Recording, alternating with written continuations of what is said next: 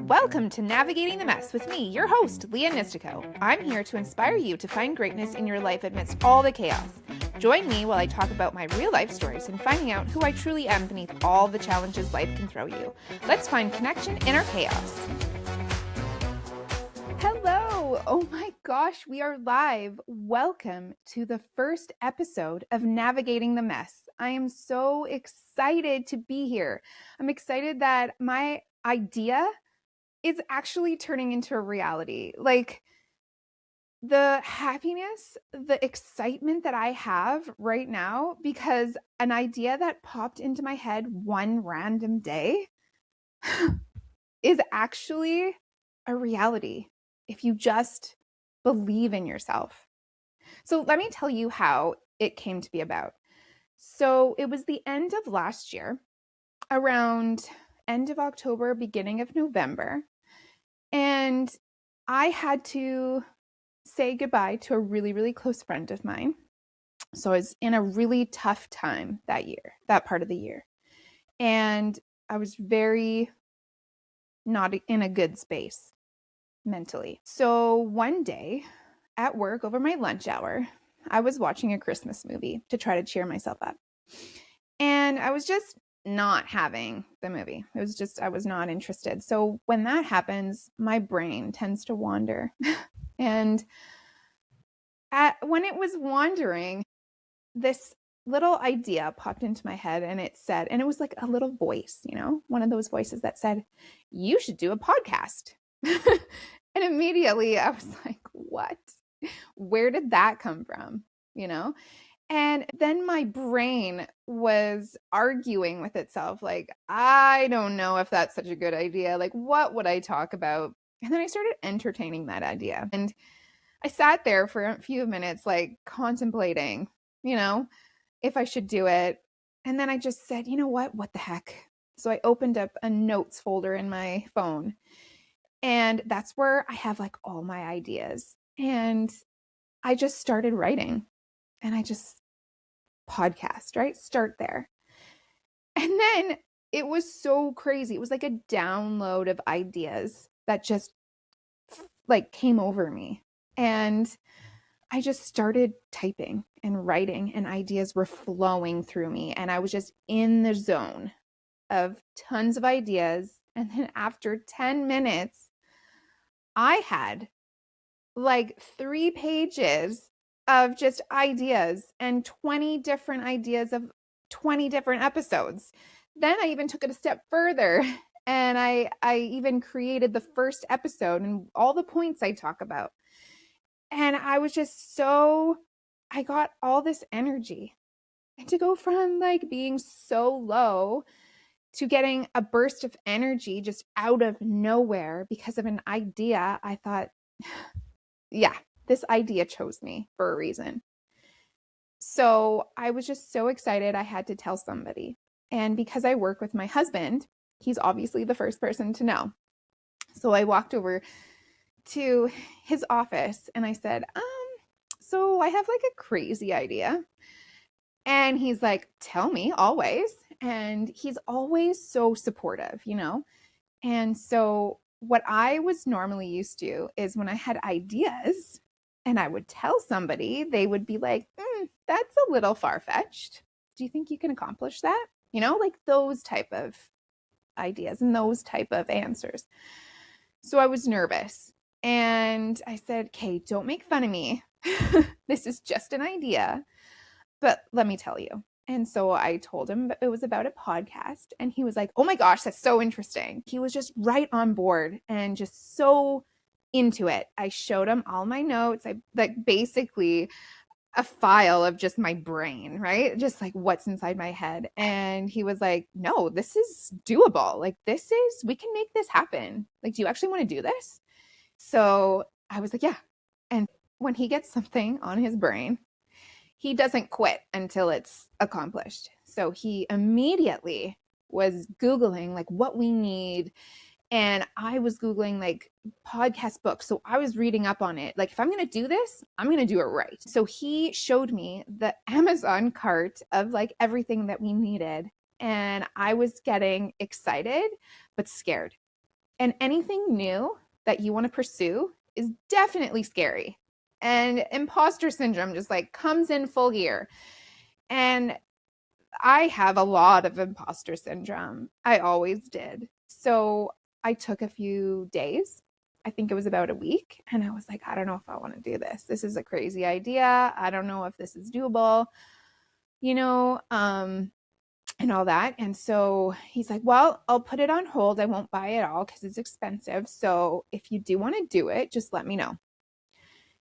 And so I think I took about a week and I'm like, you know what? No more toe dipping. Let's just do it. 2026 is a new year for us. So we're going to go like full bore. So let's do it. And he ended up buying everything before we went on our trip over Christmas. And all this stuff came like by Christmas time. And I'm like, oh my God, it is going to happen. It's becoming real, you know? And of course, that's scary too. So just the becoming of the reality of everything and seeing it come to life is just the best experience because it was a little idea that popped into my brain. And now it's reality. And it's just like so exciting. So everyone has a story, but it's the decision on if you're going to let your story define who you are as a person, or you're just going to let it be a small part of how you got to be here, right? So everyone has chaos in their life. It doesn't matter what it is. Stress, drama, chaos. It's in everyone's life. But it's the amount that you want to allow to come into your life, right? So it's like your chaos meter, right? So I have always lived a highly stressful, chaotic, drama-filled life. It was just who I was, and I let it define me. That was me. When I thought about me, I just thought about drama. Drama tends to find me wherever I go. That was my identity at the time. And my friends would even say it. They were like, I can't believe that wherever you go, just drama finds you in every situation. Like it didn't matter where I went. I would always like text my friends like, "Oh my gosh, guess who I just ran into? Guess what she told me? Guess what she said to me? Guess what he said to me? You ruined my day." You know, like the highest of highs and the lowest of lows. It was never in between. The chaos. It was just constant. And when it was constant, it feels like home, right? If you start your life just filled with chaos, that's all you know. And that's who you become. And that's who you surround yourself with.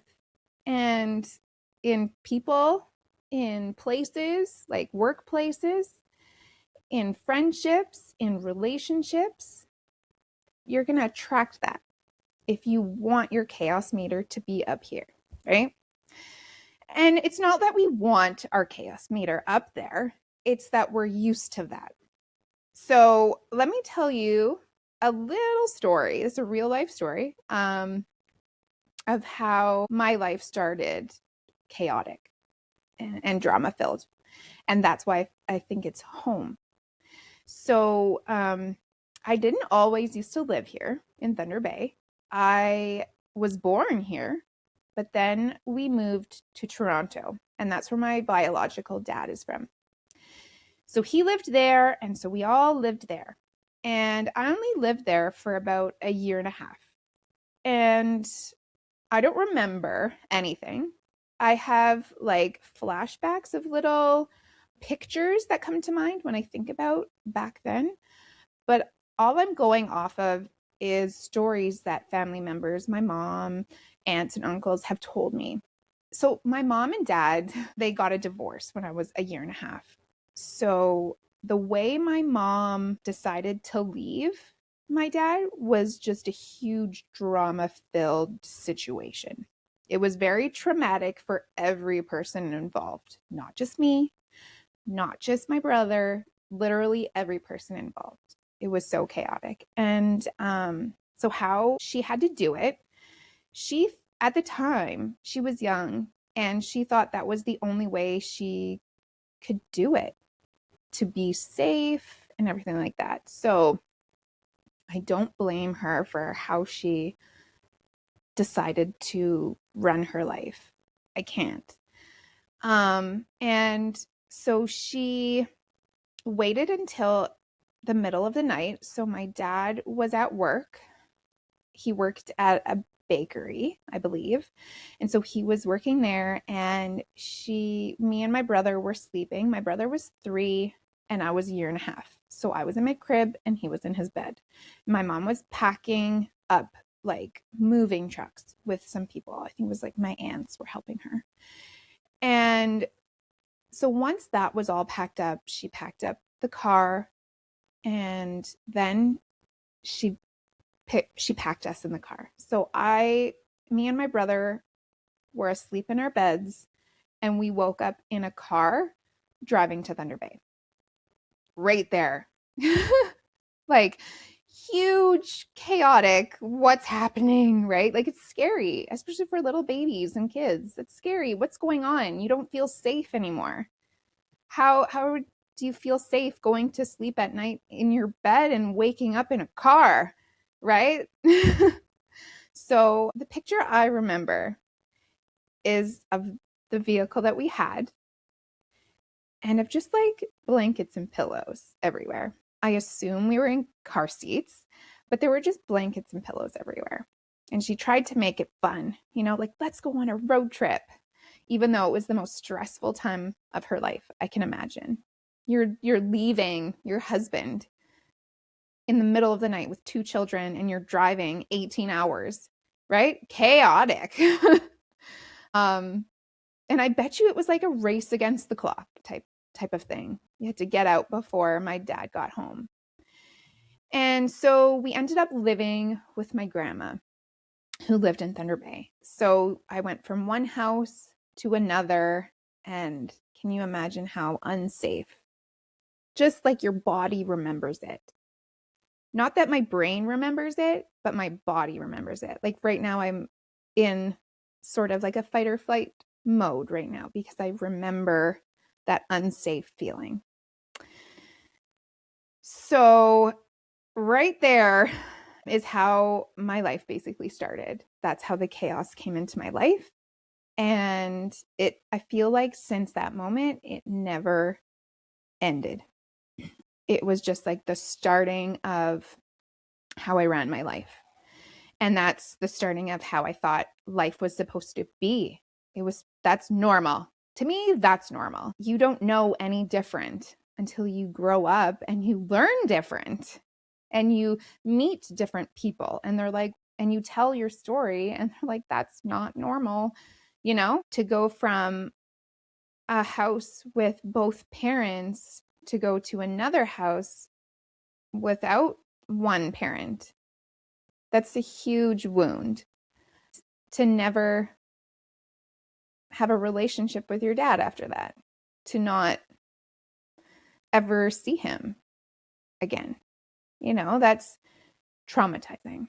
That's hurtful, painful. There's lots of wounds there.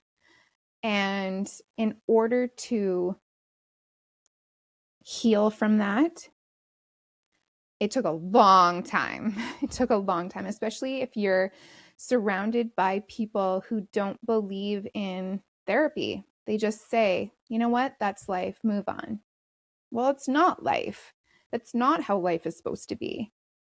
Life is supposed to be happy and peaceful and loving, and you feel whole. I always felt so empty, and alone. And I never knew why. I was surrounded by people, but I just felt alone and lonely. So it took me 36 years to rewire my brain to live in peace. It was never peaceful. Every relationship I had was not peaceful. There was always something wrong with it. And it wasn't always the other person. I grew up in chaos, so I was chaos. And I take fault for a lot of things. I sabotaged relationships because it didn't feel safe for me. because safe for me was highest of highs and lowest of lows. Anything in the middle was boring. Like they must not love me, you know? So I went to a lot of therapy, like 5, 6 years of therapy. But I didn't do that until after I had 2 kids. So I'm learning. I'm I'm reparenting myself and parenting babies. So that's really hard. And losing people in the process. I'm going to therapy, multiple types of therapy. Like I was going to single therapy and couples therapy. So it was like weekly, bi-weekly, and sometimes twice weekly. That's a lot of therapy. That's a lot of hard work. I did a lot of hard work for 5 or 6 years to be where I am right now. And we've lost a lot of people. It's been very sad. But if you want to live a peaceful life, you got to distance yourself from people who aren't peaceful and who don't bring you peace. And unfortunately, that had to be a lot of family members. And then there was ganging up on us from other family members, right? So you're labeled as the bad thing of the family, the toxic thing of the family, when you stand up for yourself and you have boundaries, because nobody does. Not a lot of people do. They people please and they're, yeah, no problem. Yep. Or let's just sweep that under the rug and never talk about it again, even though it hurt you. And there's so much hurt there. Like, talk about it. When people talk about it together, you want to keep that person in your life. You don't want to cause a problem. That's not causing a problem. That's fixing a problem, So it's really hard to go from a constant state of stress and drama and constant state of fight or flight to go to peace. That's why it took so many years, because it's such a shock to your whole system, your brain, your body, just everything. It's such a big shock. It's like, this isn't normal. I don't think you should do this. Do you see how many people are leaving you? This isn't right. If people are leaving you, you're doing the wrong thing. Your body and your mind are trying to save you and keep you feeling safe. But sometimes you need to step outside of the box and know and trust your intuition that you're doing the right thing. And you're doing the right thing for you. Doesn't matter if it's the right thing for other people. They can live their life. I need to live my life. Be the main character of your own life. I never, ever was. I lived my life for everybody else and to please everybody. But in doing that, I wasn't pleasing me. And I felt so lonely and exhausted and tired and angry, like so angry. And I couldn't understand why. Why was I angry? I was angry at myself, because I wasn't standing up for me and living my life. It took me 36 years to live my life how I want to, not the opinions of everybody else, and what fuels me. So, as a child, I was very curious and I asked a lot of questions. And I said what was on my mind. That was just me. And I was deemed the problem child because of it. And nobody liked it because it triggered them. If they're trying to hide something or they don't want to be trustworthy, they don't want all these questions to be asked to them, right? So they put me into a small box. And it's easy to do that with a child. They're very impressionable. And you're supposed to look up to your parents and trust them that they're going to teach you the right things. So I was told, don't talk, be quiet, be polite, always put on a smiling face. It doesn't matter. It doesn't matter if you're upset or sad or depressed in life. put on a happy face because nobody cares about that, and nobody wants to hear your drama, and nobody wants to hear how hard your life is. And everybody always has it harder than you. And so I was put in that small box and was very depressed as a teenager. And I got an eating disorder and was hospitalized for it twice. So that's just another story for another time. But do you see, when you are trying to fit somebody who's supposed to be themselves and you try and fit them into a small box, like it doesn't fit. It's not good. It's not going to end well. So, I just, after 36 years, was like, no more. I don't want to fit into this small box. I don't want to just there's got to be more to life than just fitting into a small box. You go to school and you get a career, and then you get married, you have kids, and that's the end of life. But to me, there's way more to life than that. And I want to have fun in life, and I want to meet a lot of people and that are right for me. And knowing that not everybody is right for you, and that's okay. Not everybody is going to like you, and that's okay. So my family always told me that I was too much. You're too much. You're too loud. Dim yourself a little bit. I talk too much. I ask too many questions. And I thought it would be so perfect to use that to my advantage, to be myself. Being yourself is your advantage. So that's why I decided to start a podcast and bust out of that small box that everyone put me in, and to be the funny, loud, real, truthful person that I truly am. So I really hope that you loved this episode. I did. I had so much fun being here today. And I hope that you took something from it, and to see you back next week. Thank you for joining me on Navigating the Mess. Hopefully some of this resonated with you. If so, please hit the like and subscribe button or leave a comment. I would love to share the comments every episode. See you next week, same time, same place.